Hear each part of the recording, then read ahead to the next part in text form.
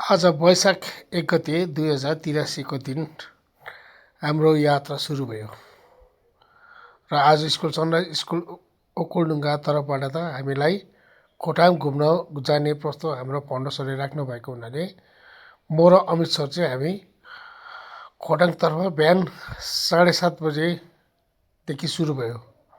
यो मनोरञ्जन एकदमै राम्रो मनपर्ने दृश्यहरू हेर्दै हेर्दै हेर्दै हेर्दै यति साह्रो मन लाग्यो, यति साह्रो मन पर्यो के भन्नु।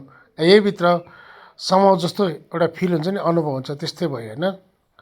र त्यही भएर पनि हामी त्यहाँ त्यो दृश्यलाई हेर्दै हेर्दै हामी लाग्न थाल्यौँ। हामी निकै बेरसम्म हिँड्यौँ, हिँड्दै थियौँ। समय हाम्रो साथमा पर्याप्त थियो, तर पनि हामीलाई छिटो पुग्ने एउटा हामीसँग अटुट थियो। किन छिटो पुग्यो भन्यो भने राम्रो उता घुम्न पाउँछ भन्ने एउटा हाम्रो सपना थियो होइन, कल्पना थियो। त्योहरू जति हिँड्यौँ उति हाम्रो राम्रो बाटो, राम्रो नजारा देख्दैछ। अब स्वर्गको छेउछाउ पुगेको जस्तो एउटा हामीलाई फिल भयो क्या। फिल भएपछि हामीले गाडीमा भिडियो गऱ्यौँ।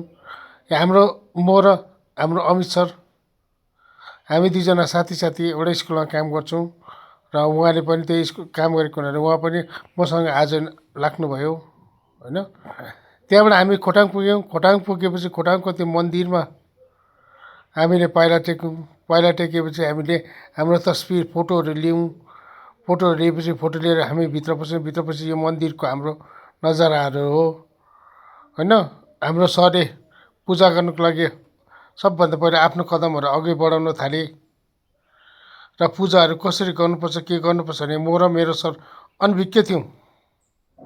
र हामीलाई एकदमै राम्रो टोकरी एकदम बुनेको कलर भएको टोकरीमा हामीलाई दिएको थियो प्रसाद। तर त्यो कसरी गर्नुपर्ने भन्ने कुरा हामीलाई थाहै थिएन। र उहाँ सरले मलाई अचानक भन्नुभयो, यो लिनुहोस् 2 बोरा फुल, यसमा चढाउनुहोस् भन्नुभयो। मैले चढाएर गरेँ। त्यहाँदेखि फेरि हामी जहाँ हामीले पूजा गर्नुपर्छ त्यहाँ हामी भित्र पस्यौँ। यो चाहिँ एकदमै माथिबाट चाहिँ अब एकदम तलभित्र हामी चाहिँ पसेको क्या पूजा गर्नु। र हाम्रो सर पूजा गरिसकेर फर्किनु भयो।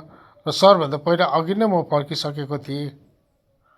र फर्किसकेको हुनाले सर अलिकति ढिलोमा त्यो माथिबाट पर्खिरह्यो। लु सर तपाईँ त्यही बस्नुहोस्, तपाईँको भिडियो गरिदिन्छु भन्दै मैले माथिबाट चाहिँ सरको भिडियोहरू मैले गरिदिएँ है। र तपाईँले देखिहाल्नु भयो, यहाँ चाहिँ भनिन्छ यहाँको कुनै पनि भाकल गऱ्यो भने, कुनै पनि राम्रो कुरा गऱ्यो भने सबैभन्दा छिटो पुरा हुन्छ भन्ने कुरो चाहिँ यहाँको भनाइ छ। गर्मी पछाडि हामी एकछिन तल आयौँ। तल आएर एउटा रेस्टुरेन्टमा बस्यौँ, चिया खाजा खायौँ। त्योभन्दा पहिला पनि खाएको थिएँ, तर यात्रा लामो भएको हुनाले चाहिँ त्यो अलिकति भोकले व्यस्त थियो क्या। त्यहाँ बाहिर त्यो होटलको बाहिरको नजारा यति राम्रो लाग्यो फर्किँदिन क्या हो जस्तो भन्ने एउटा चाहिँ क्या फिल भयो। अब यति राम्रो लाग्यो, अब के भन्नु। अब यस्तो वातावरणमा बस्नु भने अचम्मै राम्रो लाग्छ भन्ने कुरा चाहिँ भयो होइन। र त्योभन्दा पहिला हामीले जुन चाहिँ त्यो हाम्रो हेलिसीमा खाना खाएको थियो, यो चाहिँ उहाँको होटलको एउटा उयो हो, प्रचार जस्तो होइन। उहाँले चाहिँ एकदमै राम्रो, हामीलाई एकदमै राम्रोसँगले ट्रिट गर्नुभयो। उहाँले चाहिँ घरको फ्यामिली जस्तो लाग्यो होइन।